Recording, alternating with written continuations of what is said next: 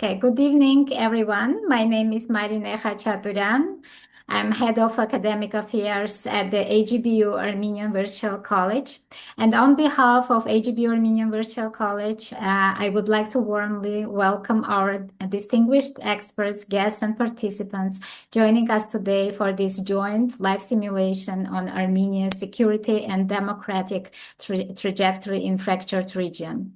Before we begin, a brief reminder for attendees. This session is being recorded and will later serve as a part of educational materials for the AVC scenario-based strategic planning course. Participants are kindly asked to remain muted during the discussion.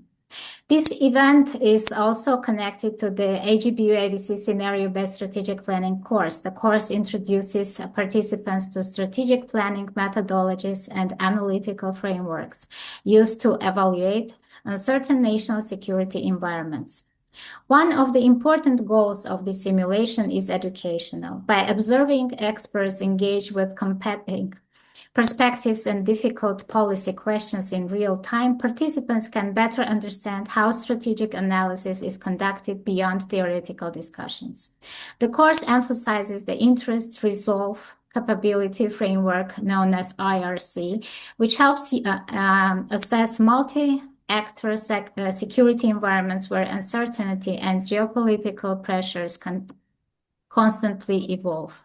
What makes this especially valuable for Armenia is that the country operates in a highly dynamic strategic environment where long-term planning often becomes overshadowed by immediate crisis. Events like today help shift the focus from short-term reactions toward deeper strategic reflection. Now, I would like to invite you to watch a short trailer from the AVC Scenario-Based Strategic Planning course.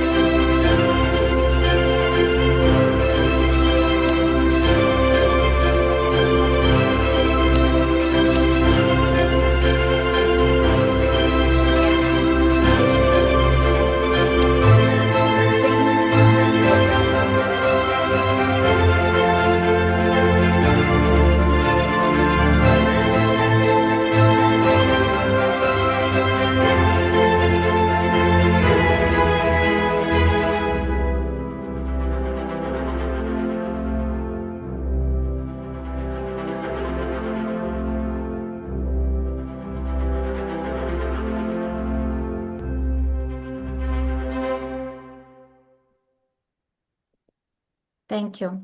We would like to acknowledge the remarkable individuals behind the initiative, including Dr. Raik Kabayan and Dr. Alison Astorina Courtois, along with all contributors whose expertise helped shape the course and broader simulation framework.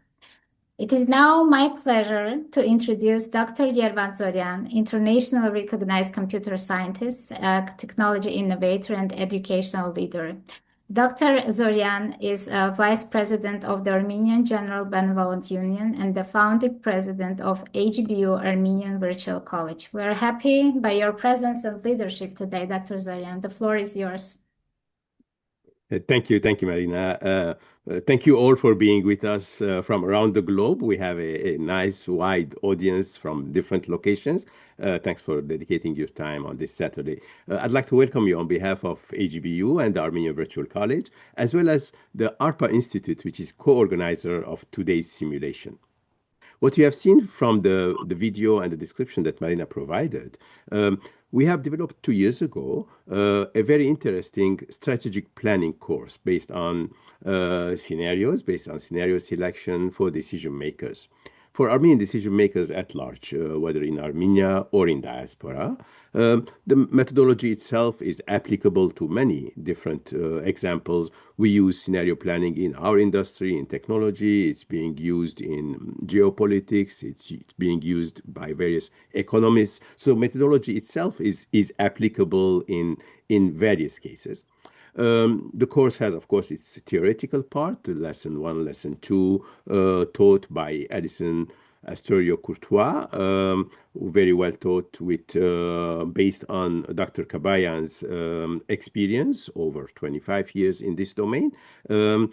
Several of you have taken the course already in the past years. In case you haven't, or if you'd like to refresh it, we're going to offer it again in this summer term of the Armenian Virtual College, which starts in July 7th. So if you are interested, I encourage you to go ahead and do that.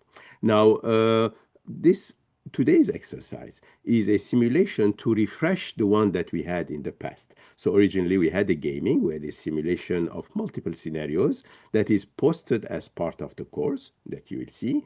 But because the geopolitical situation changed in the past 2 years, we wanted to have a new example. We are not doing any planning exercise here for real. We're doing it as gaming to enhance the learning of the course, but using more fresh scenarios, more actual, relevant to today's situation. I'd like to thank the organizers of the course first, Dr. Kabayan and Alison and the team with them. I'd like to thank the subject matter experts who are with us today, covering different angles of the discussion. We'll hear from them soon. Particularly, I'd like to thank Dr. Scott Fisher. Scott will be moderating the today's simulation, and he'll provide lots of value in that, as you will see. Also, I'd like to thank ARPA Institute, who co-organized this simulation with us as well. Finally, I'd like to thank Dr. Kabayan, not for organizing or proposing this, but also for sponsoring the course. He sponsored the original course that we created and continues to do so throughout, for which we are really very grateful. With that, I'd like to pass on to Dr. Kabayan for his remarks. Well, Yervan, thank you. Thank you so very much. Appreciate the introduction. And I want to thank Marine for taking charge of this and making it all happen. And of course, all the panelists and then all the viewers who will be viewing this today and then in subsequent years. So I want to just remind everybody that a few months back, we did hold a panel discussion on this topic. And the publication has been it's been published. The report has been published, and then sometime later, I was talking with Yervant and other people, and I thought, gee, it may be good to do a simulation. And as Yervant mentioned, the geopolitical situation in the region has changed, and so we wanted to make the course more relevant. And the thing with the course is that, and I discussed this with Scott also, that we want to make this broad enough that it doesn't get outdated because the things have changed in the region. So that's why that there is no intent to do a very deep dive into the issues, because those issues, as you know, in the region, in the South Caucasus, are changing on a daily basis. So that's why it's fairly general. And I want to stop here and then turn it over to Scott to take over. So Scott, over to you. All right, thank you, Hadar. Thank you, everyone. Great to meet you and welcome. Yeah, as Hagop always says, good evening, good morning, and good afternoon from wherever you're joining us. I dropped a link to the PDF in the chat, and so that's there. That's the white paper that we're going to be referring to today as we work our way through. I'd like to introduce the experts that have kindly donated their time to come in and talk to us today. First is Dr. David Agopian. He's worked for the United Nations for 27 years, 15 countries across many regions, spent the last 10 years in Afghanistan, Somalia, and Syria. So the gentleman knows about crisis situations. He's held leadership positions in the UN Development Program as Deputy Director, Country Director, and Resident Representative. So David, good to see you again. Look forward to working with you. We also have Dr. Nersis Kapalian, Associate Professor in Residence of Political Science, right, at UNLV, University of Nevada, Las Vegas. All right, also good to see you again, Nersis. Look forward to talking with you. We have Dr. Alexander Iskandarian, all right, he's a political scientist, director of the Yerevan-based Caucasus Institute, so a gentleman I'm looking forward to working with today. All right, we have Anna Gevorgian, all right, she's a researcher at Yerevan State University and the Center for Civilization and Cultural Studies. She's our Iran expert, right, on today's panel. So this is my first time working with Anna, and I'm looking very much forward to that. So again, thank you for your time. And Garo Pelian, a visiting scholar at the Carnegie Endowment for International Peace. All right, so currently in DC, but with wide expertise, especially in, as many of you know, the area of Turkish relations. So my first time working with Garo as well. So very much looking forward to that. So those are the subject matter experts that we're going to be featuring today. Let me share my screen here for just a second to see what are we going to be talking about. So the idea here, as was very kindly mentioned and is highlighted, is this is for a class, right? So the goal here is not only to have a good, useful discussion, right, but it's also to have this extend across as much temporal length as possible so students 1 year, 2 year, 3 years from now can find value on this. And so with that as background, we created the premise, we created this with that specifically in mind, is to provide that kind of long-term value. Right? And so we have our simulation question, right, which hopefully everybody can see here. So how can Yerevan continue progress toward peace under the Armenia-Azerbaijan ceasefire while minimizing negative repercussions for geopolitical volatility? Right? This is likely to be something that is ongoing. This is some sort of baseline. And so we can form our discussion around that to some extent. That would be great. Right? And then the key underlying strategic question we're going to be diving in and examining throughout today. What are Armenia's long-term competitive strategic advantages? So what are those and how can those be harnessed? How can government officials employ them adaptively, right, across geopolitical shocks? Right? Geopolitical shocks, whether it's a worldwide pandemic, whether it's Russian invasion of Ukraine or many of the other things that we've seen over the years, right? The shocks are coming. The goal of today is not to predict the next shock, right? The goal of today is knowing that shocks are coming. How can Armenia best position itself to deal with those shocks? It could be geopolitical, it could be international, or it could be something more regionally focused, right? So here's some things I'm kindly asking our respondents, our subject matter experts, our SMEs to keep in mind.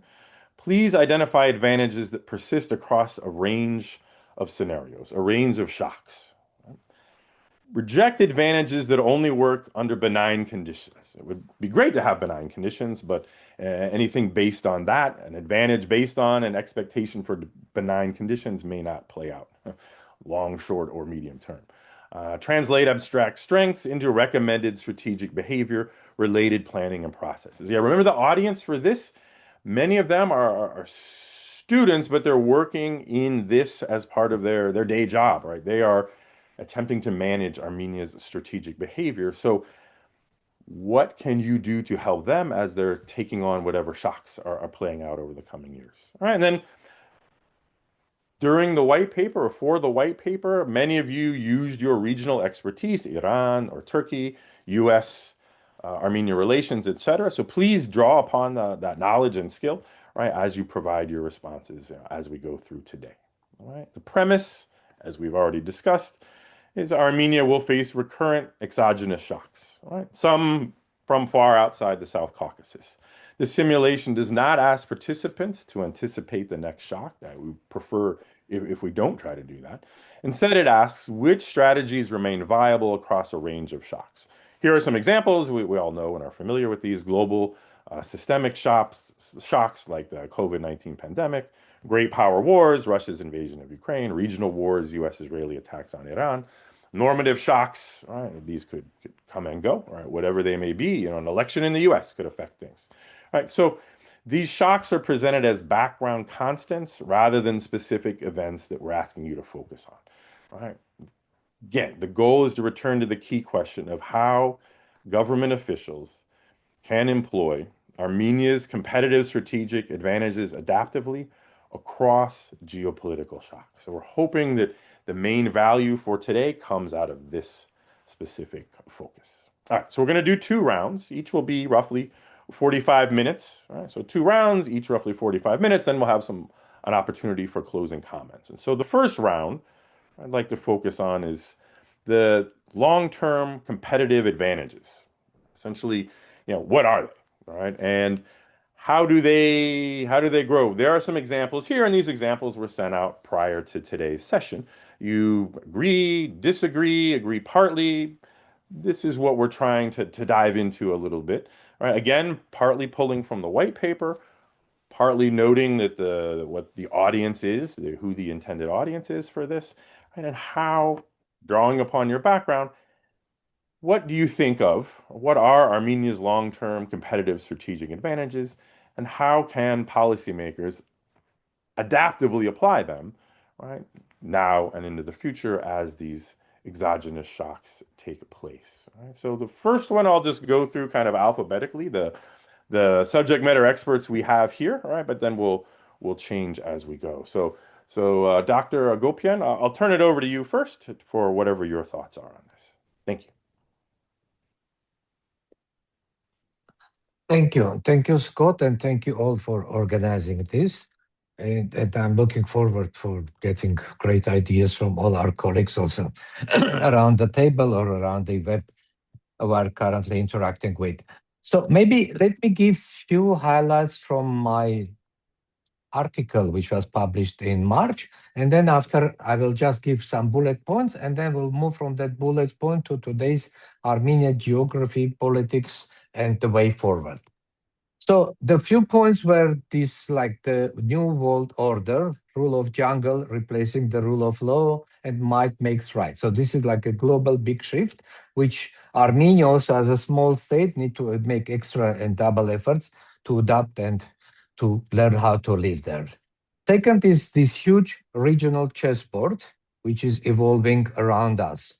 To the north, we have Russia, Ukraine, Russia, Europe, eventually the big war. And in fact, it's a bit ironic. I remember when we were discussing the first time, it was soon after the Russian invasion to Ukraine.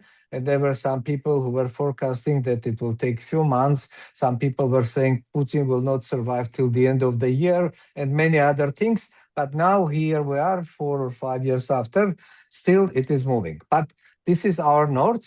To our south, and I'm right close to Armenian border with Iran. I'm in Kapan. So, and not only Iran, but also Middle East, Lebanon, Syria, Gaza, Hezbollah, Hamas, and whatever, Turkey, etc.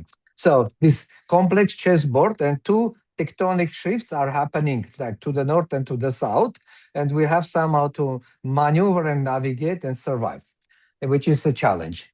Then on top of these many things, suddenly, to me suddenly, but maybe it was not suddenly for people involved, Trump came, and August 8th, this major meeting with Pashinyan and Aliyev, and then mega project, trip, etc. And suddenly, different, I guess, to many other wars, he declared that he stopped. This one, he really stopped. And this was like a combination of carrot and stick to both sides. And eventually it worked. And the magic, to me, this is a very interesting magic, because the way it happened, when the shift for Azerbaijan mostly came out of, let's say, complete confrontation with Armenia to some trying to find common ways, common solution, and we move into this transit mindset, both of us, Armenia and Azerbaijan. And Azerbaijan was positioning itself as the major country on the middle corridor, etc. Now, with addition to Trip and Armenia, it became even more attractive idea. And for Azerbaijan, and this now like 8 or 10 months after those agreements and discussions, suddenly I feel the sentiment on Azerbaijan side is much more together with Armenia to build the transit, and their interest and our interests are on one side. And so the confrontation moved a bit out from their agenda. how quickly trip will move with all these feasibility studies next to Iranian border and many other challenges. This is a separate, and I don't consider myself an expert on this, so I will not go into details. I guess Narses knows much better the issue. But here I have a couple of my ideas about advantage for Armenia, which I want to put on table. So first, I think with all these complications around us, and this was in fact a question the audience during the Yerevan dialogue, someone asked Armenian president, how come all the world is exploding around Armenia and Armenia is moving with GDP per capita growth of 8% the last 5 years after your defeat, etc. And there was interesting answer to this. So this is first element of the answer, that the geography, which was the curse for Armenia for a while, landlocked, blockaded, etc., became partially a blessing. So, and this is the way we are declaring this crossroad of peace and stuff like this. So, if depending, I mean, the same geography, but the way you package and present could be turned from disadvantage to advantage, and I think this is important. Second, when we talk about the crossroad of peace, you cannot be a crossroad if you are part of one bloc against the other. If you are joining one alliance, like if you are Russian-led military alliance against the Western world, or you are alliance part of Western alliance against the Russian-led alliance, either way, you are part of the conflict and you are at the end, at the edge of the conflict. So you are going to take the highest hit if you take one of these positions. So the idea is that we cannot be the outpost. We have to be the connecting node. A crossroad means that we have to deal with east, with west, we have to deal with north and south, and find ways to talk about this. And in fact, during the Yerevan dialogue discussion I had with Iranian delegation, I mean, the head of delegation is quite senior from Iran. He said, all the world on one side, Armenia is on the other side, because we respect our 2,500 years of history and many other things, which is, I think, something important. So with this said, I want to come to the key issue, and I wrote recently an article about this. I feel that the right move for Armenia could be to declare a sort of neutrality, but a credible neutrality. And neutrality is not about declaring that we are weak or passive, but it is active survival strategy with strong deterrence capacity, with strong economic links, and trying, and I connect this neutrality is very closely connected to Armenian government policy on diversification. Diversification is not meaning joining one bloc or the other, but it is to deal with all others on equal terms. So for me, the crossroad of peace and diversification equals, in my mind, to neutrality. And two more points, I think, in addition to neutrality, there is another wonderful and probably unexpected opportunity for Armenia, which is to become a safe haven in this evolving, turbulent region. Something similar happened when the Russian war started in Ukraine. We got 120,000 people coming from Russia to Armenia, but we got few $1 billion into our banking system, like our banking capital tripled in 4 years now because of this. And some businesses like NVIDIA head office moved from Moscow to Yerevan, and we all know what happened after with NVIDIA and few other things also. So now a similar opportunity is to take similar outflow from Dubai or Doha or whatever. So position Armenia as a safe haven, which is open, business friendly, safe, and very warm and welcoming. And the very evidence of these European leaders walking in Yerevan, getting to restaurants, cafes, like casually interacting with the people is one more proof that Yerevan is in this. It's not just our intention, but this is reality on the ground, one of the safest places in the world. So this is the second advantage for Armenia. And I think for now I will stop here, and then we'll later intervene with some other ideas also. Thank you. Perfect. No, thank you. And that's you highlight two key elements, essentially number 1 and number 5 here on the list. So thank you for that. Look forward to returning to this discussion, but want to move on to Dr. Kapalian. So Narses, turn it over to you for your opening comments. Thank you. Thank you, Scott. I'll make about three general conceptual comments and then address some of these specific parts of the simulation question. So one of the main things I want to pay attention to is, since I'm covering sort of the U.S. Paradigmatic approach on this, is the shift that we've seen in the systemic structure of the South Caucasus. And this is very important because if we're going to talk about shocks, geopolitical shocks to the system, and long-term trajectories, the change in the system remains fundamental in us being able to address and mitigate for these developments. So what we saw that was that prior to about 2022, early 2023, and as David noted, the Armenia's policy of diversification, in late 2022, early 23, Armenia initiated its basically pivot away from Russia. And then this was implemented through a policy of diversification. Armenia was able to do this for two primary reasons. One, Russia's complexities and problems in Ukraine diminished Russia's capacity to be the hegemon in the South Caucasus. Two, this opened a power vacuum that allowed the United States and the Europeans, but specifically the United States, to basically become a bigger actor in the region. And so the system of the South Caucasus went from Russian hegemonic dominance to geopolitical pluralism. And this geopolitical pluralism primarily led to U.S. dominance, not so much of a hegemonic dominance, but merely an interest-driven dominance of the South Caucasus. This is very important because the rules of the game in the South Caucasus changed. In the previous system, the characteristics of the system were defined by conflict persistence, militarization. So actors in the system were incentivized to be war-prone and engage in militarized behavior to advance their interests. When the systemic structure changed, the new system's incentives are different, right? The US dominated system in the South Caucasus has a different incentive structure, which basically demands the actors in the system, primarily Armenia and Azerbaijan, to engage in different type of behavior. And this stipulates more towards normalization, stabilization, interconnectivity, so on and so forth. So if under Russian hegemony, you engaged in certain type of behavior that advanced your interests, that behavior has categorically shifted under the new system that we're under. What that does is it creates constraints for actors like Azerbaijan's Aliyev with respect to what he can and cannot do compared to what he was able to do in the previous system. So systemic changes have altered the behavior of the actors in the region. Why is this important? This also allows us to understand the types of shocks that the system is able to produce and how Armenia can absorb or mitigate these shocks.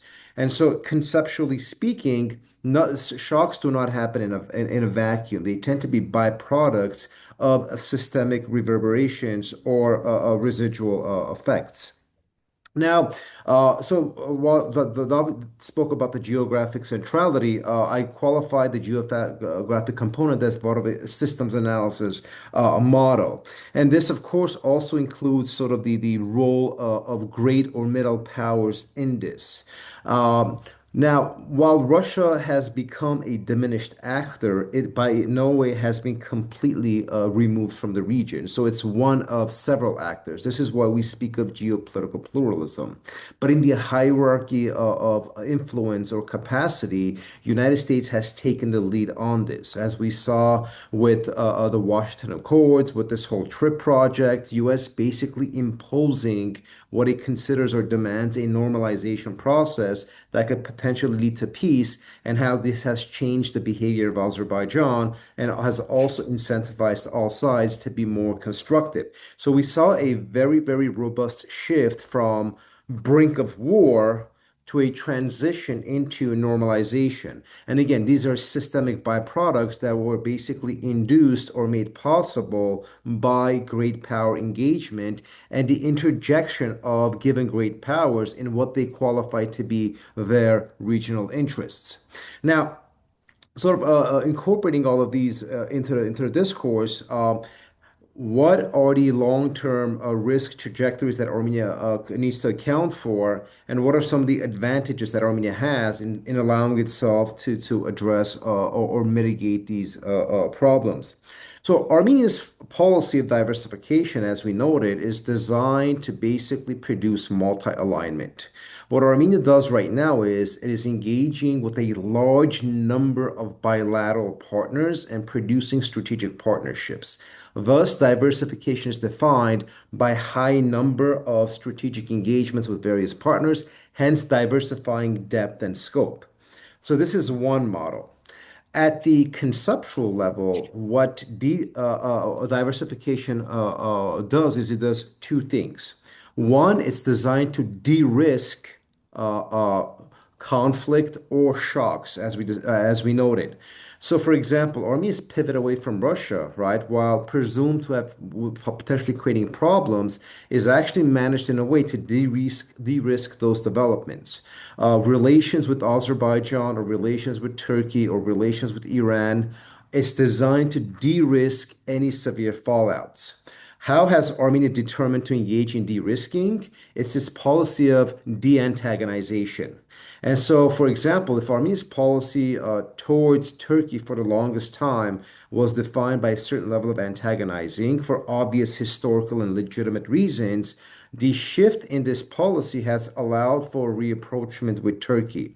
Or if its policy towards Azerbaijan, again, for given legitimate historical reasons, was defined by antagonization, especially addressing the demeanor of the Aliyev regime. Post 2022, it's been defined by de-antagonization, so on and so forth. So Armenia mitigates risks and shocks by basically implementing policies that are allowing it to manage the complex and traditionally conflict-prone relations with its neighbors. Now, within the confluence of this, what are some of the advantages, long-term strategic advantages that Armenia has that it could utilize? Well, as David noted, Armenia's objective right now is to become a regional hub. And so, whereas, we've been talking about sort of the Trans-Caspian or Middle Corridor that's becoming a sort of a continental and subcontinental project, and the TRIP project and the Crossroads process making Armenia an important artery of that. The thinking is that Armenia is perfectly situated to be both a regional hub, not simply for geographic reasons, but also for the fact that Armenia is a nascent democracy. It has an open market economy, and because of its policies of de-risking and de-antagonization, it becomes a regional constructive actor as opposed to an obstructionist actor. And so Armenia's regional ambitions are defined by interconnectivity, stability, and normalization, and this makes Armenia a very fertile ground and a preferable partner for a lot of the Western actors. Also, part of this, of course, is in absorbing shocks has been Armenia's new security architecture, and that is the model of comprehensive security and resiliency. Comprehensive security models are almost always aligned with small state democratic models. And so the stronger Armenia's democracy becomes, and this is a long-term trajectory as we're talking about, the strategic advantage for Armenia becomes immense because more you consolidate your democracy, the more you enhance your resiliency. And the more you enhance your resiliency, the better you're able to absorb shocks, right? So much of the work on not just the literature and the scholarship, but best practices on this type of security thinking and implementation is the ability to absorb shocks. And so considering the fact that the South Caucasus or the Eurasian subcontinent, right, the system is defined by continuous shocks, while the intensity of these shocks fluctuate, Armenia's ability to basically absorb these is very important to its resiliency modeling. So when we look at sort of the overall confluence of these developments, right, we've had systemic changes, we have geopolitical pluralism, we have a growing dominant U.S. presence that are incentivizing and expecting actors in the system to behave a certain way, and this is allowing to Armenia to de-risk and de-antagonize relations with neighbors, and thus allow Armenia's potential as a regional hub, a nascent democracy, and potentially a resilient democracy in addressing a lot of these complexities. I think I'll stop at this point in sort of addressing the issues. All right. Thank you very much, Nersis. Very interesting. Look forward to following up. But yeah, want to move on. So, Dr. Iskandarian, I'll turn it over to you, sir. Thank you, Scott, and thank you to all organizers. If you would ask me, let's say 10, 12 years ago, about a structure of South Caucasus and risks of instability or stability in our region, I would say that the risks for South Caucasus are coming from inside South Caucasus. Because it was a structure where you had three small countries, new independent countries of South Caucasus, former Soviet republics, Armenia, Georgia, and Azerbaijan. And this triangle was the small triangle inside the bigger triangle, which is three huge regional powers, big countries, Turkey, Iran, and Russia. And there were not just countries, just regional powers, but all three of them, are former empires. And Persian Empire, Ottoman Empire, and Russian Empire. And on this or that moment of their history, they honored all South Caucasus or part of South Caucasus. And all of them have such kind of sentiments. So a problematic part was South Caucasus itself. You had risks from Abkhazians for Georgians, Georgians for Abkhazians, Ossetians to Georgians, Georgians to Ossetians, Karabakh Armenians to Azerbaijan, and vice versa, etc. So risks were inside. Outside, it was more or less stable. You had stable Iran, you had more or less stable Turkey, you had more or less stable Russia, at least before Russian-Ukrainian war. Then it began to change, maybe from 2008, from Russian aggression in Georgia, maybe from 2014, maybe, Ukraine, Donetsk, Lugansk, Crimea, maybe from Arab Spring, but now situation changed dramatically. It's just vice versa. You have more or less stable relationships inside South Caucasus. Still, sure, you have conflicts. You have Abkhazia, you have still South Ossetia, you have problems between Georgia and Russia, between Armenia, Azerbaijan, Turkey, etc., etc. But situation here, at least, is a bit predictable. At least you cannot wait catastrophic changes in their politics. But conflicts geopoliticized, and you have what's going on in Iran, and you have what's going on in Russia with Ukrainian war, and even Erdogan's Turkey is not very stable country. So situation change. You have risks from outside, and you need to try to resilience from inside. And this is true both for Azerbaijan, for Georgia, and Armenia. They do it different ways.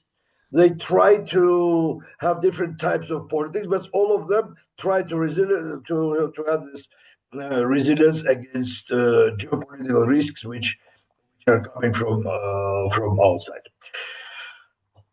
Present is difficult. If you will ask me, I will say that it's difficult to determine how long the war in Iran and how the war in Ukraine will continue, or what this eventual outcome will be. Statements from the Trump administration suggest that a clear strategy or exit plan has yet to be fully articulated. I would consider it as likely post-war approach towards U.S. economic projects in its immediate vicinity. On the other hand, U.S. and Iran reach a peace agreement, let's say, the significance of the tree project could be fundamentally transformed, with the purpose and structure potentially redefined fundamentally, possibly even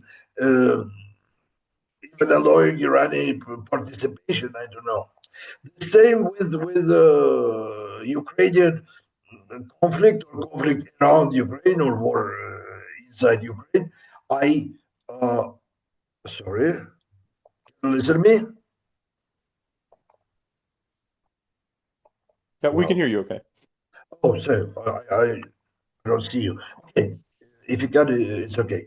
Just a couple of days ago, I wrote that in Russian Federation, they adopted a new regulation on internet, and they are going to adopt it beginning from 28 till 30. They will finalize it in 2030, and the goal is the defense from drones.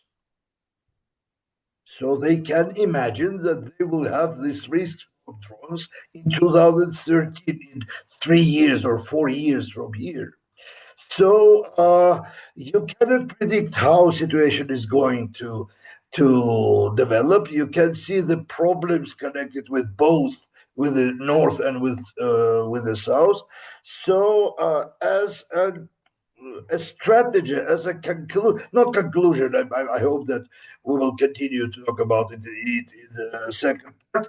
But I would agree with Dr. Akokan saying that even not just neutrality, but diversification. You need diversification. You need to diverse your activity with different countries. You need to work with different countries. I mean, both with Russian Federation, with Iran, with the United States of America, trying to diversify your connections with this country and wait when and if situation will change somehow to continue your work. Thank you. Maybe I will stop here. Okay, thank you. All right, very interesting historical comparison before and now. So thank you very much for that. Yeah. And then Anna, turn it over to you for your perspective. Thank you. Thank you very much. Thanks to organizers. And I wanted to start by saying that it's a pleasure to feel that this time we are a little bit at least more optimistic when we analyze the situation in and around Armenia compared to last time. And also my colleagues mentioned almost all of them, the role of the geography. I like this quote very much. Sorry if I repeat myself, but political scientist Kaplan says that geopolitics is all about geography until it becomes about Shakespeare, meaning that different dramas, tragedies also have almost the same impact on the geopolitics as the geography has. And so when it comes to Armenia, I guess we must also acknowledge that all the tragedies we went through had their own impact, how we started maybe not only as individuals, but also as a state, started to think differently. And of course, different wars around us also pushed us to not sit and wait what will happen with us, but try to find some solutions. And also, I am in the field of Iranian studies. If I will start counting from the years I was student, so it is more than 15 years, and almost along all these years, we were analyzing and predicting that there can be US-Iran war, Israel-Iran war, and it will be the end also for the South Caucasus, the end for Armenia. And I guess this thinking was prevailed in all the aspects of our foreign policy.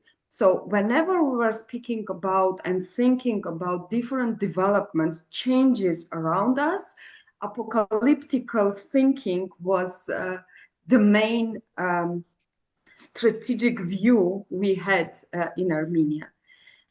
Starting from, I guess, 2024 or maybe the end of 2023, we started to reimagine our capacity and what can we do not to have this apocalyptical situation whenever something changes around us. Of course, the weakness of Russia is a very important factor here. I totally agree with my colleagues. But also for me, it's important to mention that pivot from Russia wasn't accompanied by the antagonizing of Russia. This is, I guess, very important aspect because sometimes or even frequently, even in Armenian context, we have different analysis saying that we as a state now are an enemy state for Russia, and sometimes criticism towards the government is also anchored on this notion that how come a small state in the South Caucasus in post-Soviet space can be an enemy for Russia. Of course, for this kind of analysis, also the government itself, by different rhetorics, gives fruits. But when we analyze only actions of the government, I guess this is more of a just lessening of the political influence of Russia in the country and not becoming an enemy of the Russia. And the same is true about Armenia-Iran relations. During the several last years, also the critiques of the government were saying that being an enemy of Iran and being a state in South Caucasus is just a death sentence for a country like Armenia. But it's important to mention that, like Mr. Hakopian said, almost all the delegations of Iran coming to Armenia or speaking from Iran about Armenia are mentioning how important Armenia's attitude towards Iran was and still is. And even during the war, as you know, Iran has 15 neighbors and only 2 of them weren't hit by the retaliation from the Iranian side. And one of those states was Armenia, and even more, foreign minister of Iran expressed his gratitude to Armenian government because this government of Armenia also helped Iran in a humanitarian field, helped to evacuate citizens of third countries from Iran. During the Yerevan dialogue, also the delegation of India mentioned about this and thanked the government of Armenia. And I guess this is the most important feature of the, we can say, success so far of Armenia's foreign policy. Not antagonizing with the states in the region, and especially as Scott has mentioned in our document, low threat perception to great powers in the region. Mr. Iskandarian mentioned that we have these great powers in the region also with imperialistic histories and ownership feelings towards our region. But I had an opportunity to discuss this also with Mr. Iskandarian in other occasion. But we must also remember that the possibility of having independent states in the South Caucasus is also because of these imperialistic states and antagonism between them. So, meaning if for the Persian Empire, it will be better to have Ottoman Empire and not independent states. If for the Ottoman Empire, it would be better to have Russian Empire here and not independent states. I don't think that we would have a possibility to have these small states in the South Caucasus. So maybe this is the most important also feature, low threat perception to all three great powers of the region. Another important factor, I guess, it's a low threat perception also within the region. So when we are still in the conflict with Azerbaijan, trying to overcome it, but before that, it was a very high threat perception from Armenia to Azerbaijan and vice versa. So what's important now to go further in the direction of lessening this threat perception, but also not excluding Georgia from these developments. I want to remind you that paradoxically, we had only one meeting with the participation of all three countries and discussing regional issues. And it was, if I'm not mistaken, in 2025, January, and the participants were deputy foreign ministers of the countries. Being an independent state for more than 3 decades here and not having such kind of format, I guess this was one of the challenging atmospheres we had in the region. And now I guess it's very important to think about low threat perception within the region and also political connectivity, also not only economic but also political connectivity within the region.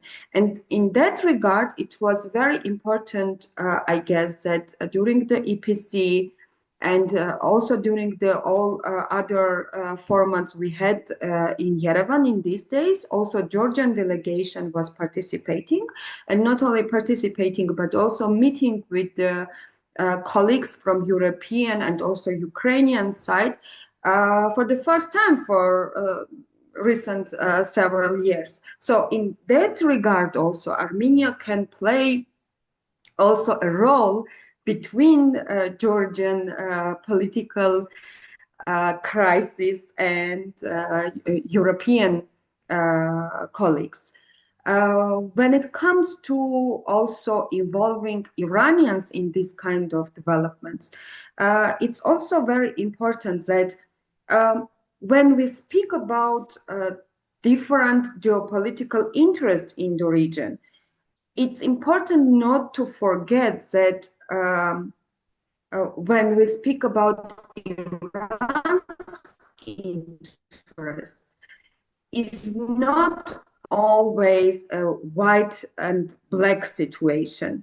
For example, West's involvement in the region, it doesn't necessarily mean that it is against Europeans' involvement economically in the region. For example, one paradoxical development we had during the recent years was that because of the Armenia-EU relations and EU funding in the connectivity projects in Armenia, Iranian organizations also could participate and have some kind of also important role, especially in the south of the country. So this kind of trajectory, it's also from the political view, very important for Iranian side also. Stability in the South Caucasus, but also economic growth, and also some kind of bridge between the Europe and Iran. It's a future Armenia and the South Caucasus can have when it comes to Iran-EU relations. And of course, it also depends on the crisis we have in Iran, not only because of the war between Iran, Israel, Iran, USA, but also political crisis we have in Iran. But I guess for their interest too, whatever regime they will have, stability in South Caucasus and also peace within South Caucasus is also in their interest. So what Armenia can do to continue this very active foreign policy with having more and more new documents and developments.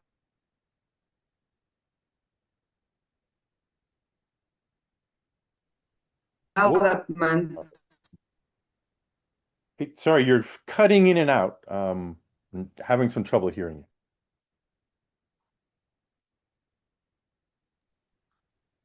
Looks like we may have lost Anna. In Anna, are you there? Can you hear me? relations with plenty of countries, both in the region and outside of the region. You don't hear me? Okay, you're back now, but you're cutting in and out a little bit. Sorry to interrupt. Okay, can you hear me now? Yep, can hear you now. Okay, so just final comments also to highlight how important it is to just acknowledge the importance of bilateral relations. Another important example is Armenia-Kazakhstan relations.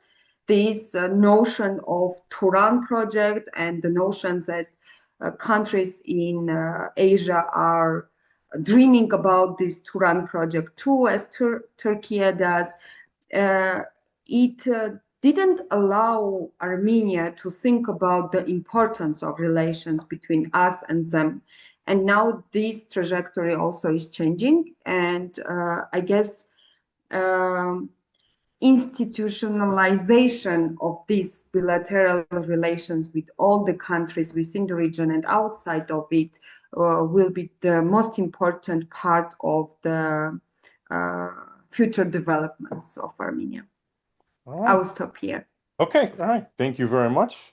Interesting perspective on some of the background and the advantages. So finally, last but not least, Garo, would like to turn it over to you, sir.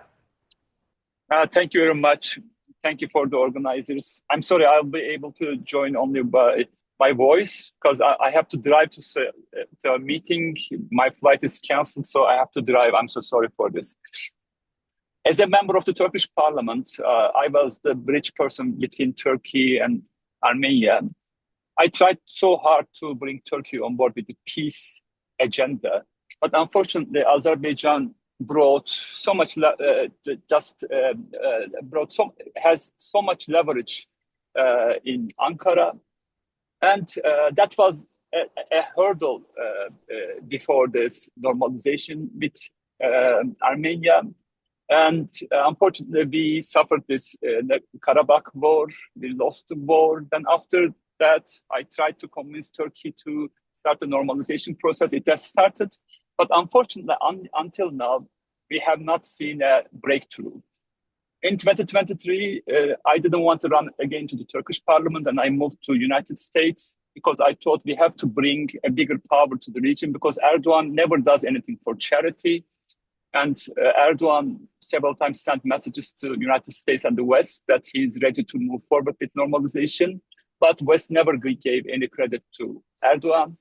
And as I said, Azerbaijan played the elder brother role in that Turkey-Azerbaijan equation. Now, finally, President Trump just brought Prime Minister Pashinyan and Aliyev to the White House.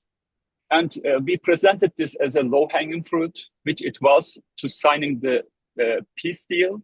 But implementing it is, in DC now is perceived as a complicated issue. Even after the Iran war, now US officials really see this as a really complicated issue to implement the peace and the means of the peace, this connectivity issue especially. So my friend said, Armenia needs to be neutral, and Armenia needs to diversify its relations. And I would say, I guess I wrote a piece for this, and I guess peace is going to come to the region if we'll be able to establish interdependency between Armenia and its neighbors. So I'm working on this and to mitigate the risks of renewed war, because now I see Azerbaijan is dragging its feet and Turkey is not moving forward. Turkey promised 5 times to Armenia that it's going to open the border for third-party citizens. But even in March, They said it is 100% going to happen. Even I made some statements that I am optimistic about this, but they couldn't deliver it again. So to move the needle, I guess we have some tools. Of course, this connectivity will work for all the parties, especially for Turkey and Armenia. And Azerbaijan is slow with it because Azerbaijan still has the Georgia lifeline. So they believe Armenia is the biggest beneficiary of this peace process. So I believe if we can make Aliyev believe that he is also the beneficiary of this peace, we will be able to move the needle. Because when we see 40 European leaders coming to Europe and praising Armenia, of course, Armenia is a democratic country and they are praising Armenia to be a democratic country. But the day before that, European Parliament is passing a resolution to shame Azerbaijan. Of course, Azerbaijan has so many things to be shamed, But as you know, Azerbaijan, Aliyev wants to elevate his image to be a UAE of the South Caucasus. It's a petrostate, and its leader is perceived as a terrible dictator, third-class dictator, and Aliyev wants to be a second-class dictator. That is why President Biden couldn't finalize this deal. But as you know, President Trump doesn't care about somebody being a third-class or second-class dictator. He only cares about his interests. But EU, especially in this equation, has to, in a way, make Azerbaijan believe that they are going to be one of the beneficiaries of this peace and give Aliyev some kind of legitimacy, in a way, to move the needle. There are some of course, tools for this, geoeconomic tools. One is the connectivity, of course. Everybody has interest in this. Europe, United States, Turkey, Armenia, Azerbaijan, Kazakhs and Turkmens. Kazakhs and Turkmens are so much interested in this, and they are lobbying in the United States for really to establish this lifeline. And as I said, not only the connectivity, now NVIDIA and Firebird is in Armenia. That can be the coal and steel of this peace process, I believe, and I'm working on this. When, as you know, chips, we are at the start of a new revolution, AI revolution, and Armenia is going to be the fourth biggest, most important country on earth, which has the NVIDIA chips, but Armenia doesn't have enough energy. But Azeris have, Kazakhs and Turkmens have those energies. If we can really bring those actors on board, bringing Turkmen gas, the Azeri surplus to Armenia, I believe we can bring more NVIDIA chips to Armenia, and in return, they can have Kazakhs, Azeris, and Turkmen can have more money with their energy, and this can create some kind of interdependency. So I believe we should really focus on this geoeconomic angle. I wrote a piece on this peace through construction. Of course, it is an irony.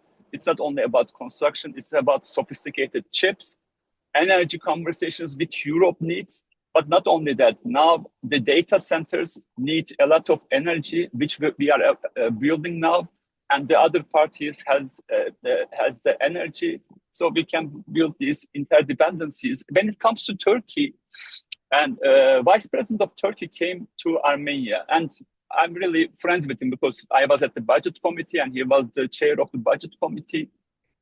And he's a reasonable guy, and he's from the eastern part of Turkey, and Turkey's economy minister is from eastern part of Turkey. They know that it is going to change the course of eastern part of Turkey. Let's say we have to work on this, let's say, master plans about tourism. When it comes to tourism, let's say, what are the gains of these three parties? Turkey, Armenia, Azerbaijan, Georgia collaboration is going to bring 20 million tourists to the region, let's say. We can have a vision on that, which will be beneficial for all the parties. About trade and about, as I said, chip diplomacy. If we focus on these issues, then if President Trump, let's say, is going to come for a NATO summit in July, President Trump, before coming there, if we can really convince President Trump to call Erdogan, let's say, and ask Erdogan to do him a favor for opening the border, I'm sure he's going to do it. As you know, we talk about so many analyses, but President Trump, people like President Trump, Aliyev, and Erdogan, they only care about personal relationships. And bigger bullies can bully the small bullies, and they can really ask them to do a favor for them in return of something. And Erdogan and Aliyev are transactional leaders. I'm sure they will respond to President Trump's demands. So if we can open the borders and move the needle as fast as possible, we will mitigate the risks vis-a-vis Armenia. Thank you for this. I want to stop here. Thank you. All right, thank you. All right, and bigger bullies can bully smaller bullies. That's an interesting quote. And thank you for that. All right, and so thank you, everyone. I appreciate that. And so just looking over as everyone went through, Garo mentioned technology and innovation. But as I'm looking at my notes, as I'm looking at comments from David all the way through, it was crossroads as an advantage, no longer as a disadvantage, right? By being that centrality and then by maintaining a lack of alliance lock-in. Diversification is what several folks refer to it as. Maintaining neutrality, others refer to it as. But regional hub and maintaining some sort of disconnect from the great powers, avoiding that alliance lock-in, was essentially emphasized by every single presenter. Right? So while technology and innovation had some coverage, while democratic legitimacy, especially from Narcissus, had some coverage, especially as it impacts resiliency to crises, right, due to the nature of a democratically elected regime, right, having advantages in resiliency. Right, most of the focus by everyone was the crossroads, right, low threat perception to great powers, which is related to that lack of alliance lock-in. So those seem to be the main three, right, that were emphasized by the folks here, and hopefully, right, as competitive strategic advantages long term. So hopefully those participating in the course will find that of value, right, as they're engaging in their planning. Did anyone have any go backs, as we say sometimes, any additional points they would like to make before we move on to the second round? Yeah, David, over to you, sir. Yes, thanks, Scott, for the summary. A couple of points which I want just to highlight. This innovation, technology and innovation, I mean, the issue is beyond only the innovation and technology. And for me, I just forgot to mention this.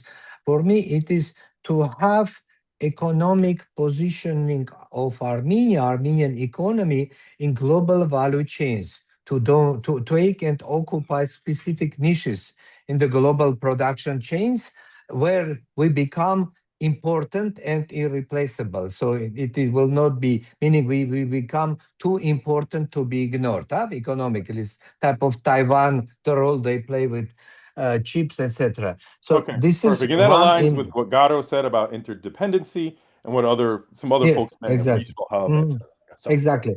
And second point, Alexander spoke about the neutrality and diversification. I think it was my sort of neutrality which triggered probably this comparison. I want to mention this neutrality and diversification, they don't exclude each other. Diversification you do from Malaysia to Uruguay to Panama, wherever, and it is fine. But then when I speak about neutrality, this is very specifically not to trigger counter pressure from Russia and Iran. This is how we manage Russia and Iran. And I think it's not even about poking the bear, because bear has been wounded. It is like a tectonic shift. You have these huge masses around you. Very gentle move even can trigger collapse. And to me, it's more like the role Austria and Finland took after the Second World War. Very careful, gentle managing the giant to the east from them, but somehow survive and prosper economically. all right, excellent. That's a great summary for those who are helping plan or helping to trying to determine these strategic advantages. Thank you, David. That was excellent. And I'd like to add something real sorry. quick, Scott, on the Sure. fifth point. Just to note that Armenia's foreign policy specifically concentrates on strategic partnerships instead of alliances, because alliances traditionally have noted a certain security arrangement. And so Armenia's approach is to desecuritize relations and concentrate more on economic and commercial growth. And so this is why we're seeing partnerships based on strategic agendas, as opposed to, as you know correctly, these alliance logs that stipulate certain security commitments. And so this makes it more conducive to Armenia to play the role of whether it's a neutral actor, diversified actor, regional hub, intercontinental mediator, so on and so forth. All right, excellent. Thank you. And that's, yeah, another solid summary of what we're talking about here, and a nicely encapsulates, right, some of the guidance being given or being offered, right, to those who are participating in the course and participating in the session today. All right, thank you everyone for that. Let's move on to the next one here. All right, it's a little bit shorter, right, but it's peace under, and we've already discussed a fair amount of this, peace under external turbulence. All right, so peace processes, pause, pardon me while I read real quickly. Process typically best survive shocks when institutionally embedded. This gets to the resilience that Nerses was talking about in his answer, a benefit of democracies, for example. So what strategies can Armenia employ to make progress on peace, right, when external crises divert attention and resources, right? So whether it's, what's Israel and the US attacking Iran, and when other pandemic, whatever that may be, right? How can, right, these strategies that we've discussed up here, right, these long-term strategic advantages, as this external turbulence arises, right, how can the advantages be maintained, right, throughout the various crises, right? How is Armenia's strategy affected when major powers are distracted or polarized, right? So if for example, Trump, as was brought up by several speakers, if Trump were to lose interest, or the eye were to move and focus on another area of the world, what impact, right, would that have? And then how are those who managing, Armenia's IR, international relations, etc., how should they plan around the possibility of that impact? And then finally, on deterrence and related strategies, should Armenia employ protect sovereignty, peace, political culture, etc. These are broad, but they're purposely broad. But my hope is, the goal is that we'll pull forward some of the items we highlighted under strategic advantages, again, to help provide tips, guidance for those who may be looking at this course and helping make these decisions for Armenia, now and in the future. All right. So with that, Garo, I know you're driving and you went last, so I'd like to turn to you first, because I know you're kind of perhaps a little pressed for time. So Garo, I'll turn it over to you, and then yeah, can you pass me, please, because I just spoke. No, I did. I wasn't okay, yeah, expecting no this. worries. All right, if so possible, I want to speak later. Thank you. okay, all right, yeah, no worries, no problem. All right, so Anna, I'll turn it over to you. What thoughts do you have, or any thoughts on how to maintain progress, how to keep these advantages flowing even during periods of external turbulence? Okay, Anna, are you there? You refer to me, right? Okay, yes, ma'am. Over to you. Yeah. So when it comes to... Sorry to cut you off. We're running a little bit over, so please, if the speakers could be a little briefer this time around. Thank you. I apologize for cutting you off. Okay. So first of all, a very short comment concerning this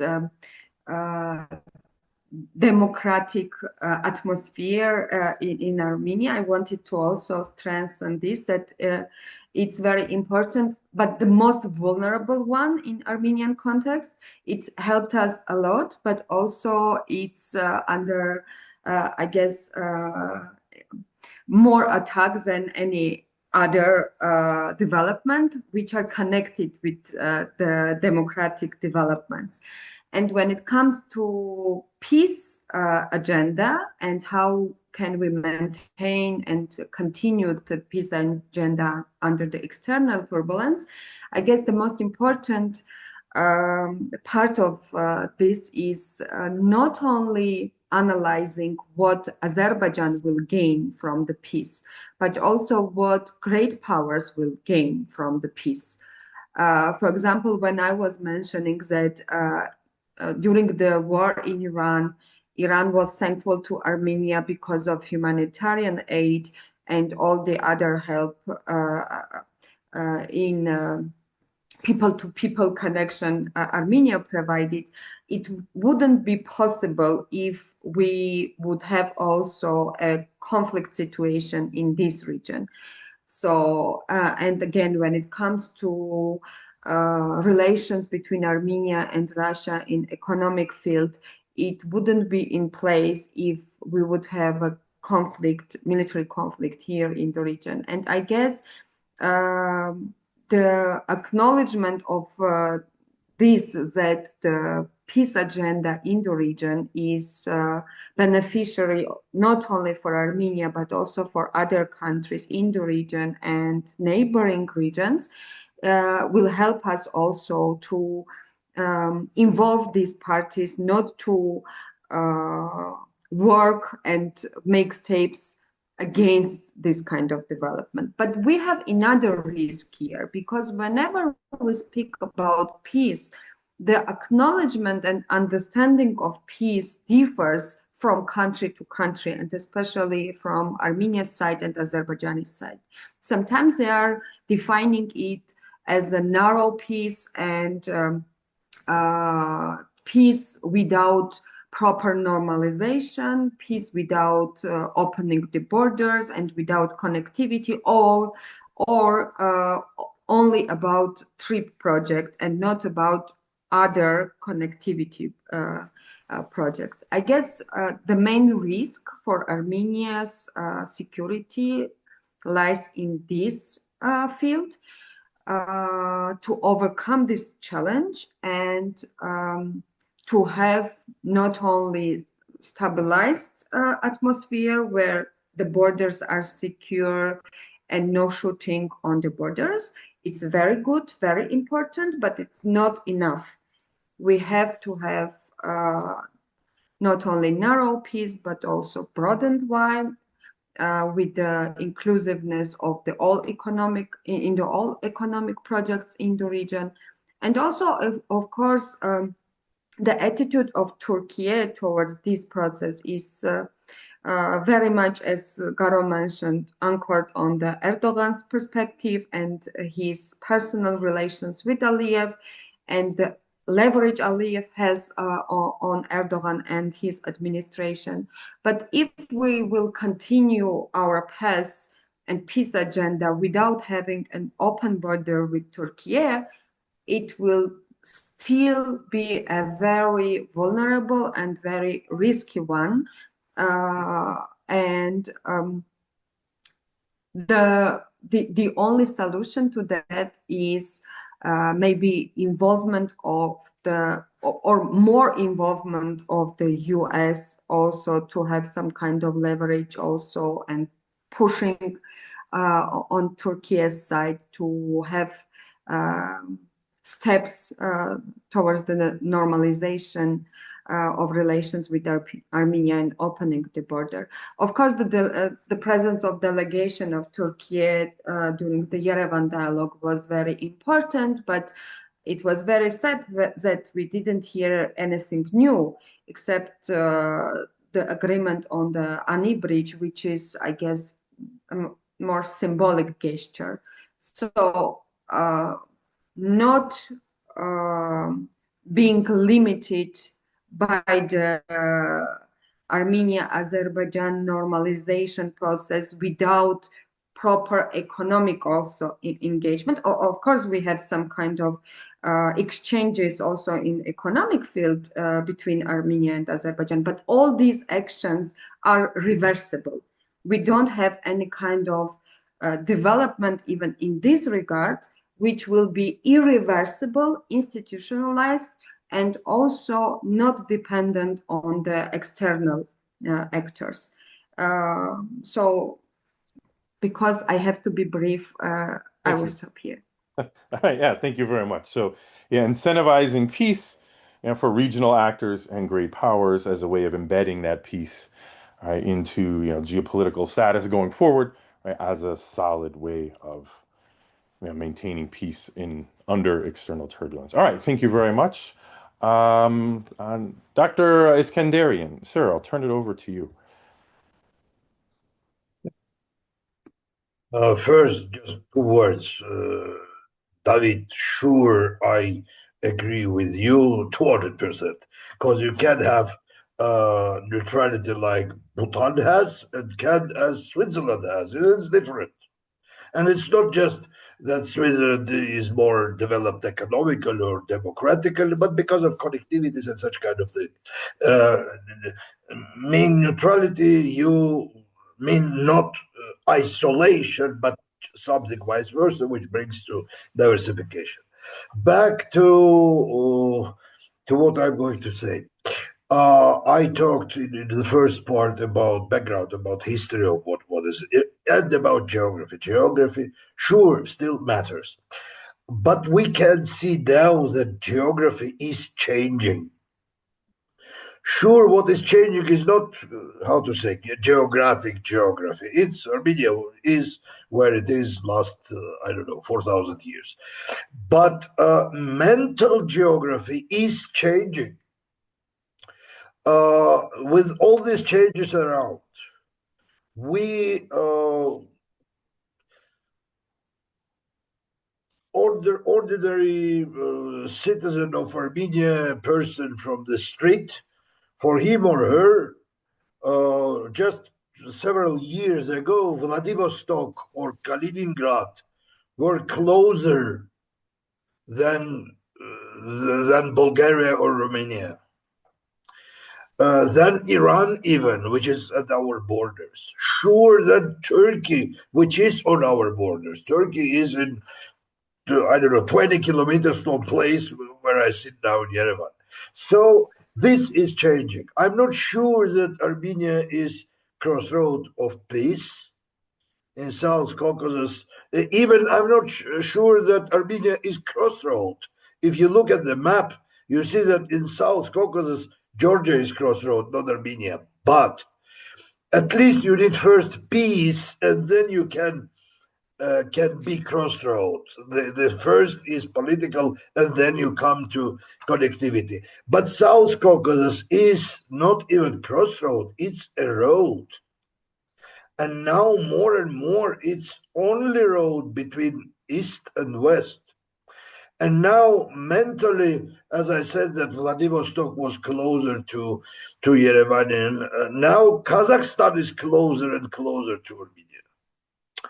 And Varna and Constanza ports in EU, actually, on the Black Sea, are close to let's say, Batumi and Poti ports on the Georgian part of Georgian side of Black Sea, which are our ports as well, because Armenian import and export goes through that ports. And unfortunately, now it's not very possible to send your goods through Bandar Abbas in Iran or have import from Iran. It is a problem. So having Russia with Ukrainian crisis in the north, having Iran in with this Israeli-American-Iranian conflict in the south, Persian Gulf, which is closed now, you have chance to use it and to become really a road, to be part of this road. I don't mean just, for example, trip or autobahn, which they are building in Georgia and in Armenia, or maybe airport.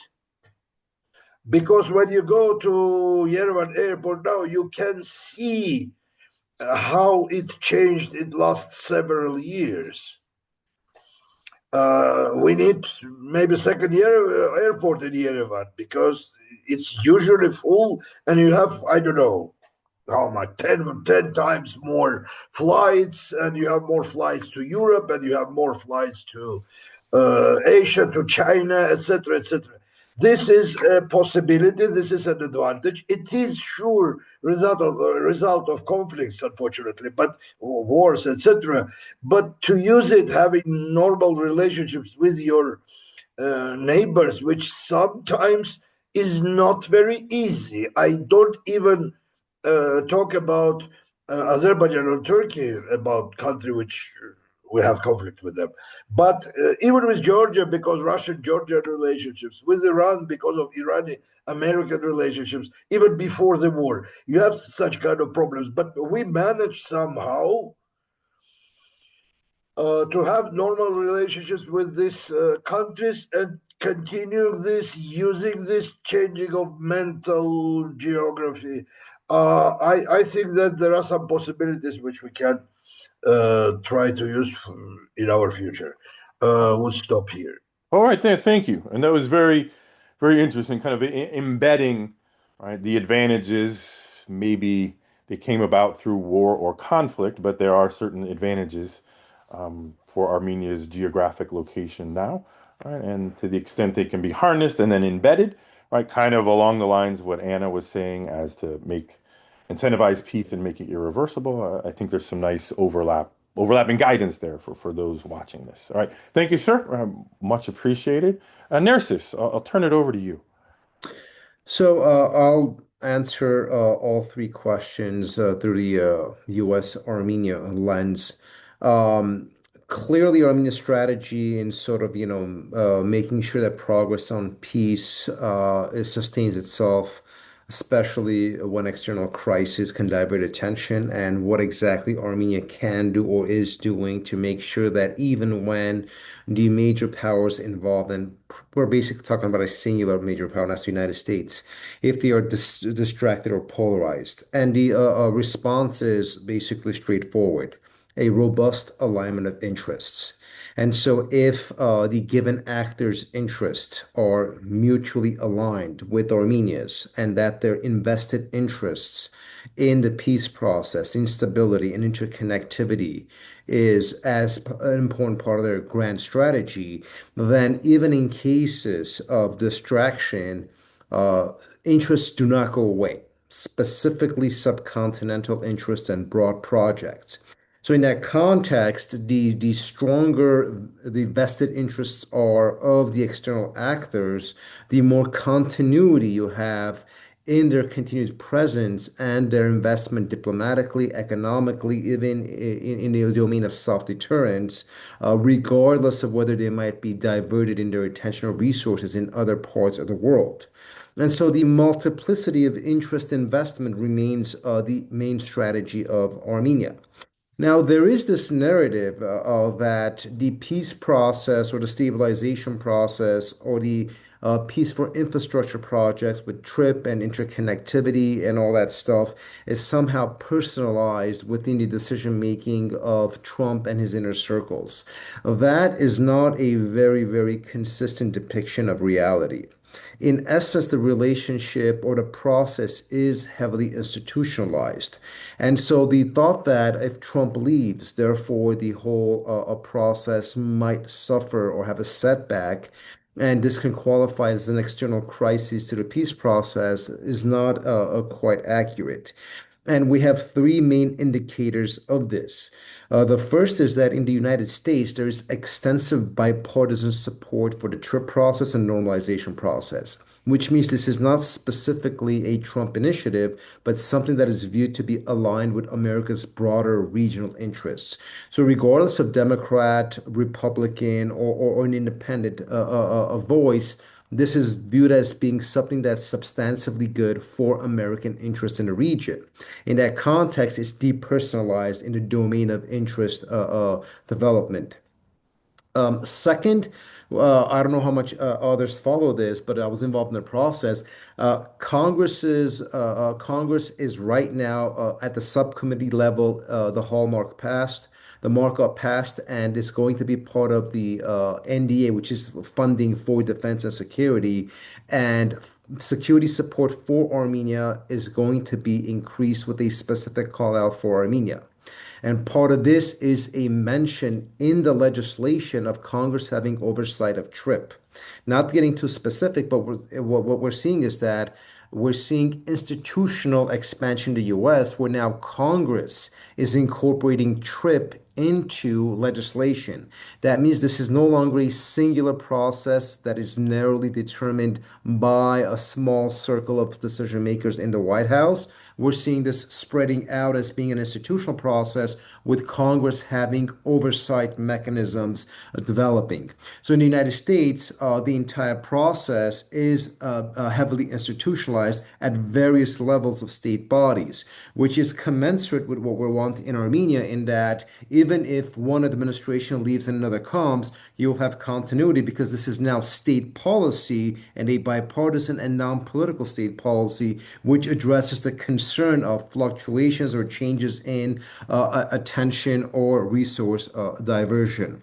So in that context, when you have these developments, we see that the United States has as a vested interest, and as the dominant actor that has made the process possible, has a vested interest not simply because peace is good and they want Armenia protected and they want Azerbaijan to behave constructively, but also because American interests are conducive to these developments.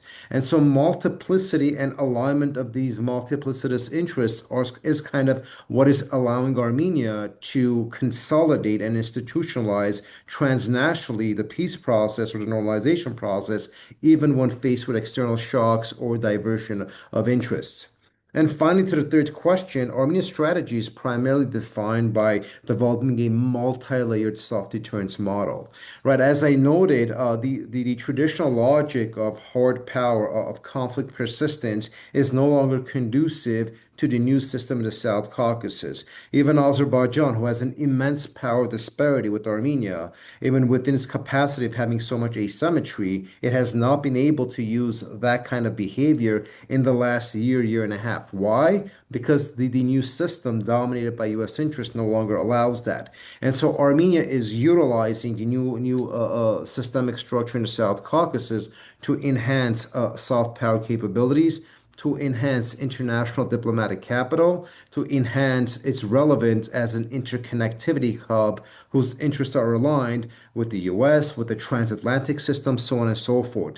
And this, of course, includes economics, technological development, all the things that we're talking about. So it's sort of this broad embedding of collective set of interests among multitude of actors that is allowing Armenia to develop a very complex, multi-layered deterrence capacity.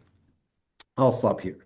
All right, no, thank you. And that robust alignment of interests, multiplicity of interests, very much aligns with, kind of overlaps with what we heard from the other two speakers. And thank you for the concise summary of how this goes beyond, quote, just Trump, end quote. All right, obviously something you see very often, and so a very nice, clear summary of why there is more to it than just that one individual. All right, so thank you very much for that.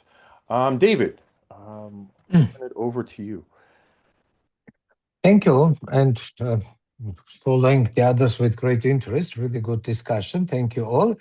A couple of points. I think this strategy for peace, the critical point here was this push from Trump, and the meeting itself, to me, created this quantum leap in reality and in relations between Armenia and Azerbaijan.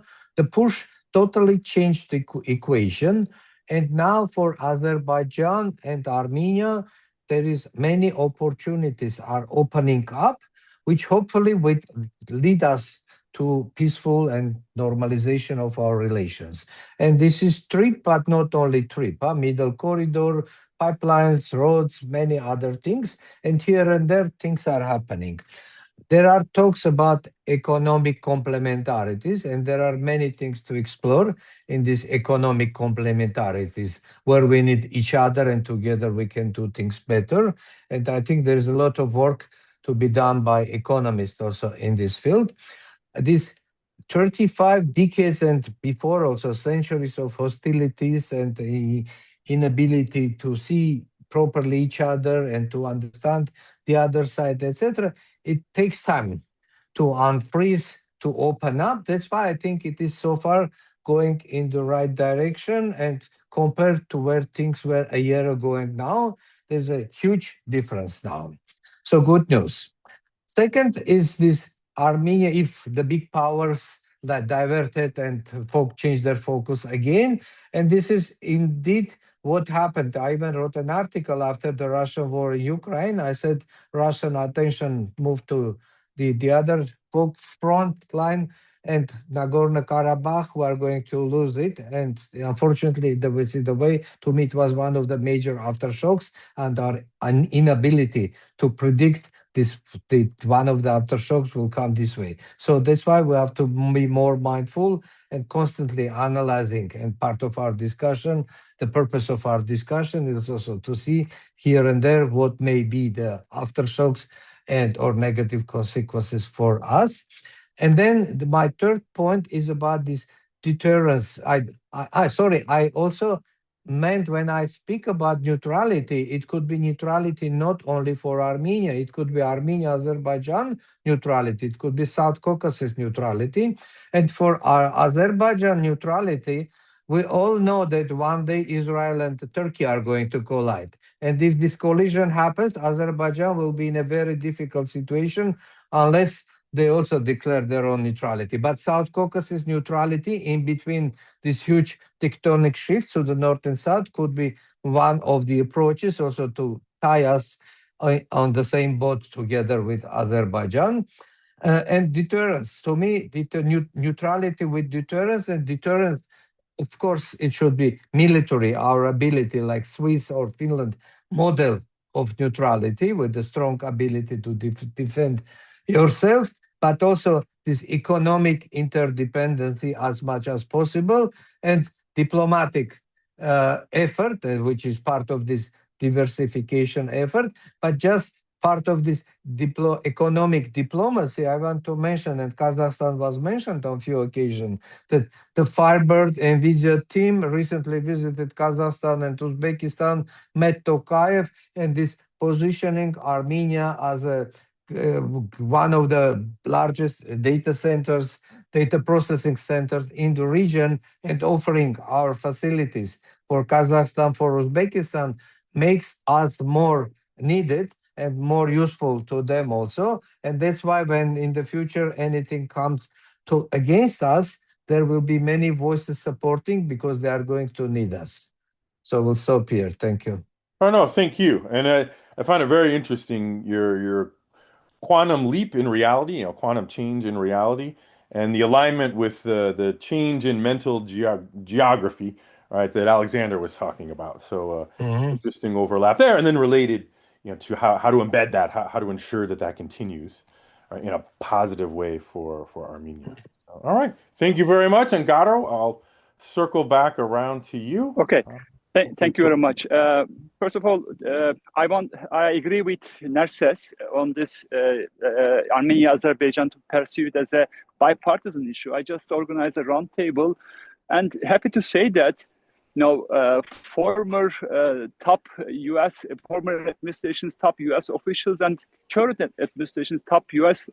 Officials participated around the same table, and from Hudson Institute, from Heritage, from Brookings, from Carnegie, from left to right, all the senior experts were around that table. So this is a bipartisan issue, and everyone said only Armenia could bring all these actors who are in fight together around the table, and they were so happy and they were so polite to each other.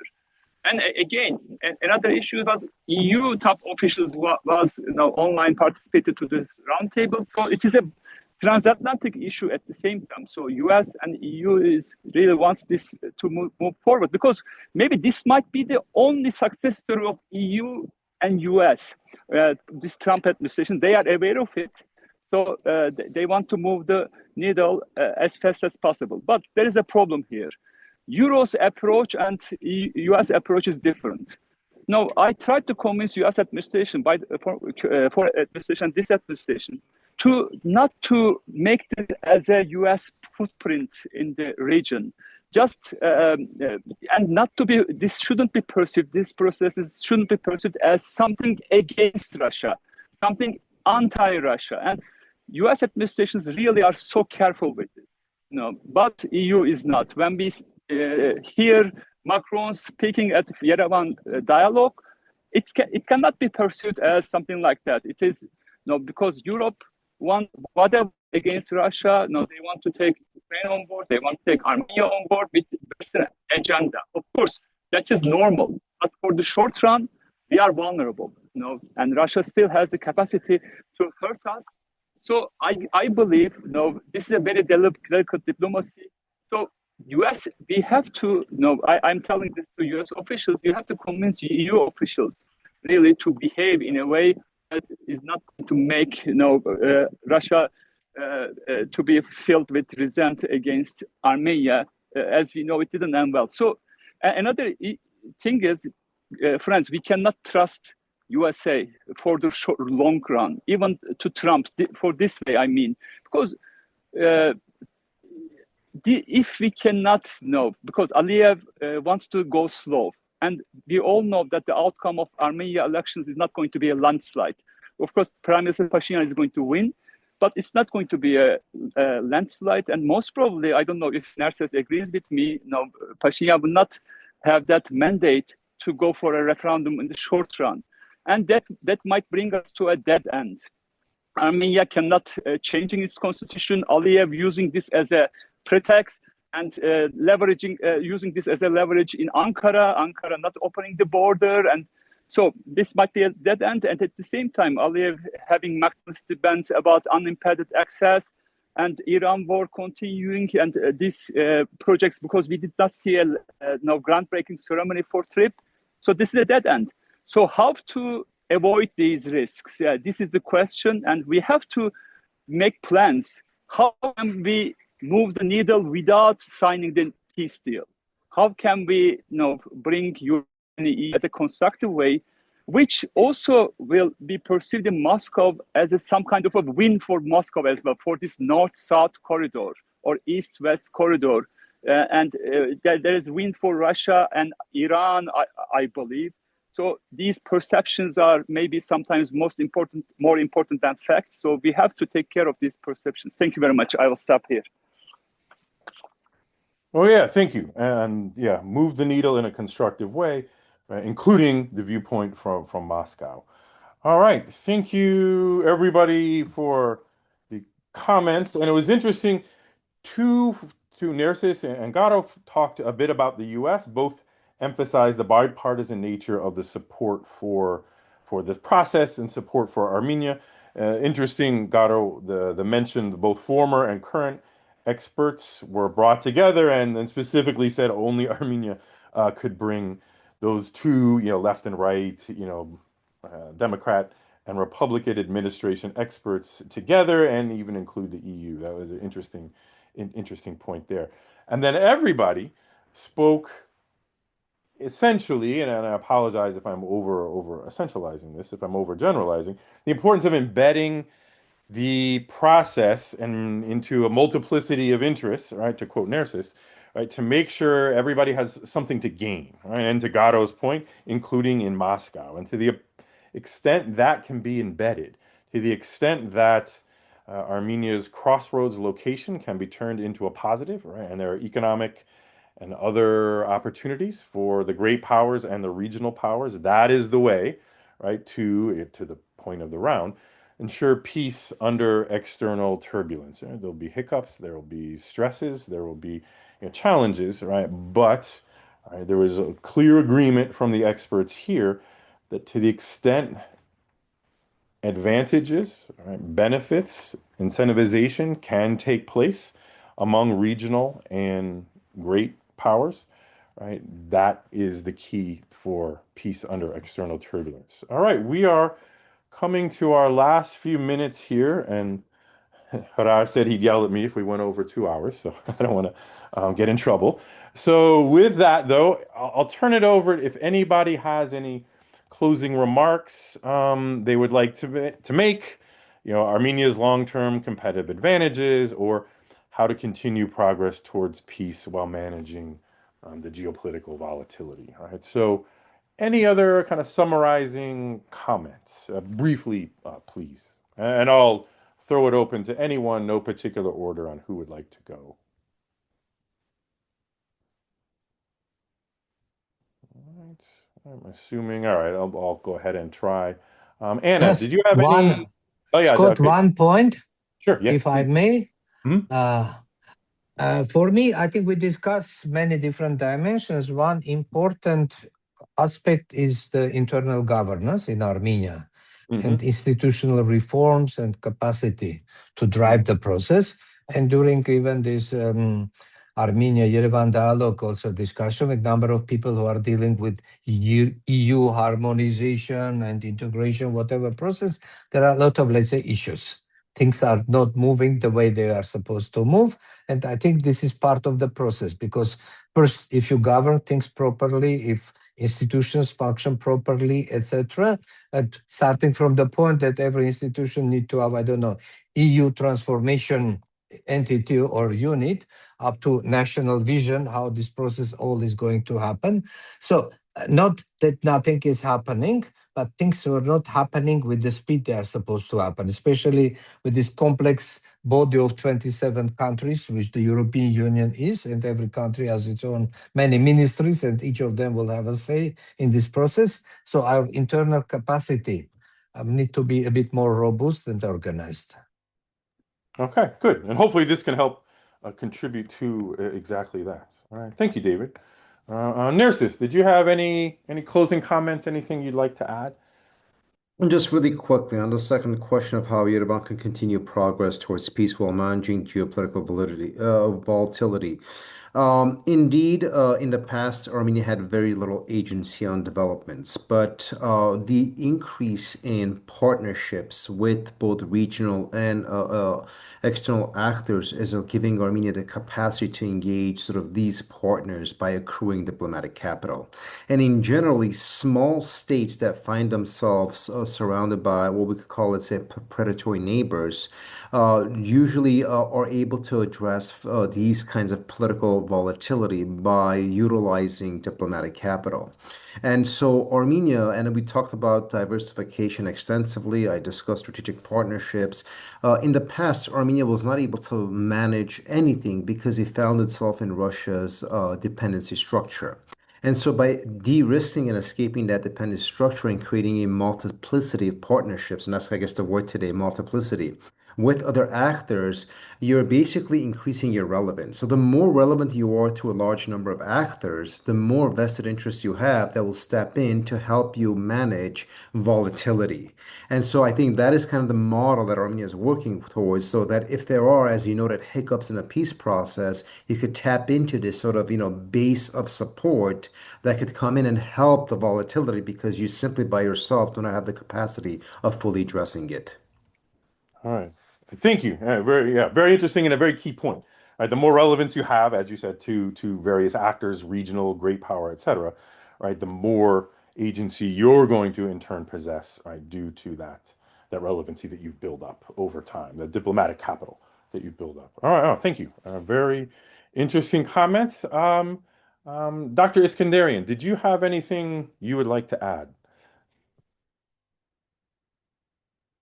Very short.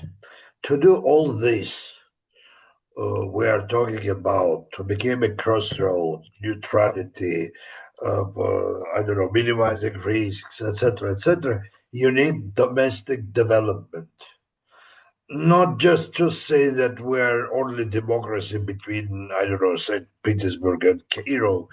It's not about that. It's about developing of institutionalizing your democracy, develop economically your country, expertise. It's about education. It's about a lot of things which you need to do domestically in your country, in Armenia, inside Armenia, to develop the country with meritocracy, with institutionalizing every. For example, Armenia is formally parliamentary country with parliamentary system, and we don't have parliamentary systems in some places in the world. Usually work good if you have developed political parties, which we don't. Structures calling themselves political parties in Armenia usually are not. So you need domestic development to do all things we were talking about today. Thank you. I know. Thank you. All right, and that was you and David had a fair amount of overlap or connecting thoughts today. All right, the institutionalizing democracy, domestic development, benefits for internal governance.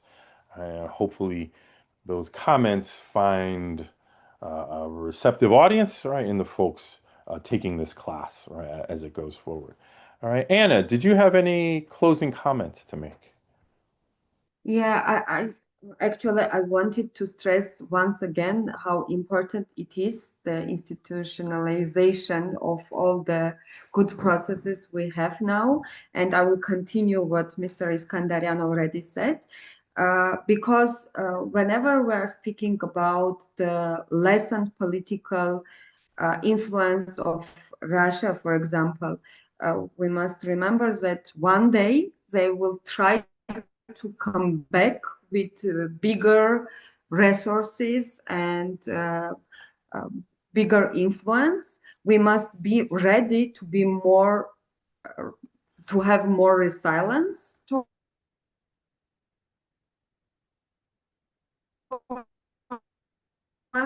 this, and it must be not through individuals, but in that regard, I totally agree that in a context where we don't have proper political parties, we don't have political culture of democracies within the political parties. And in these days, when we are witnessing these different political figures trying to portray themselves as the most important savior of the country, it becomes more and more obvious that we still lack this political culture, and it makes Armenian political future also in a more vulnerable situation. Parallelly, I was reading that the president of Russia, Vladimir Putin, declared today that maybe Armenians should have another referendum on deciding do they want to stay in Eurasian Economic Union or do they want to join European Union. So this kind of statements, declarations, or maybe political demands will be more frequent, I guess, till the elections. And it's from the one hand, it's very important to understand that this is a psychological pressure on the Armenian society. From the other hand, it's important to understand that we must have such kind of political culture within the country, that these kind of statements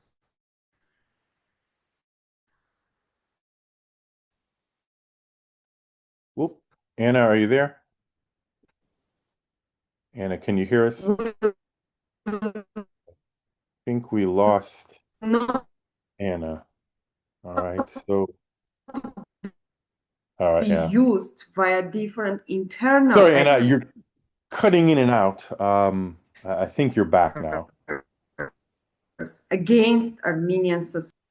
Yes. Okay. Yeah. You're cutting in and out. But I think we captured the. And do you hear me? I think we captured the bulk of your comments. All right. Sorry, can you hear me cutting now? in and out. So, emphasis on resilience, internal political structure. So, thank you for that. I hope you can hear me. But Gato, I'll turn it over to you. Do you have any final thoughts? Any final comments? Yeah, just a quick comment. No, Armenia's biggest asset is its democracy. I hope Armenia will come out of this June 6 elections.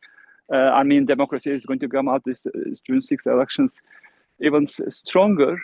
And I guess another issue is this Armenia and its diaspora relations. We have to heal these relations. And I'm happy to see that a group of new tech leaders are investing in Armenia, let's say. And Tumo is a really important brand coming out from Armenia. These are all coming out from technology center. And Armenia is becoming a regional hub on this AI and technology. And this is because these companies invest in Armenia, because Armenia is a democracy, and its democracy is getting better and better. So we have to save our democracy. And second of all, we have to leverage our diaspora as much as possible. And we have to find a way to heal this unhealthy relationship. As I guess everybody is going to come to terms after the elections, and we will heal this relationship regardless of the government. Thank you very much. No, thank you. Good, interesting summary there. You know, the biggest asset, democracy, right, and becoming a regional hub for technology and innovation, right, and how that can, you know, through the diaspora and working with the diaspora, not just internally, right, to be able to continue to function or even expand that function. Right? So some interesting final conclusions here. Several people emphasized internal governance, institutionalization. That was multiplicity and institutionalization, I think, were the key words from the last 15, 20 minutes or so. And so, but that seemed to be the heavy emphasis, right, on the closing comments, in addition to, you know, some of the assets that Armenia brings to the table. With that, I'd like to once again thank all of the panelists for their time. Very much appreciate the insight here, and I hope, you know, those watching this find value in it. I'll turn it over to Harar. I'll turn it back over to you, or to Dr. Zordian, if you would like to take over. But if you have any closing remarks, I'll turn it over to you two gentlemen. Thanks again, everyone. Great talking to you today. Yervan, do you want to go first? Okay, I'll just want to say that this was very exciting, very informative. There are lots of opportunities here. I look at the positive comments that we received. Thank you all.